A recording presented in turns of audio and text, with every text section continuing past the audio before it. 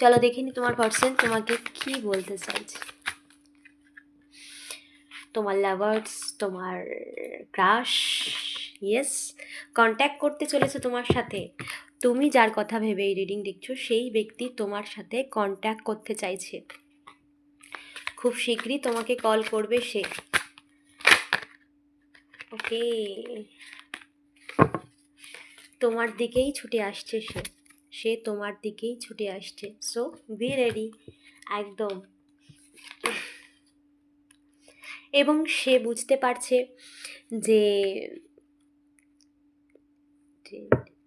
তুমি তাকে কি অ্যাকসেপ্ট করবে, সেটাই সে বুঝতে পারছে না। সেটা নিয়ে তার মধ্যে একটা কনফিউশন রয়েছে যে তুমি কি তাকে অ্যাকসেপ্ট করবে, এটা সে তোমাকে বলতে চাইছে। তুমি কি তাকে অ্যাকসেপ্ট করবে?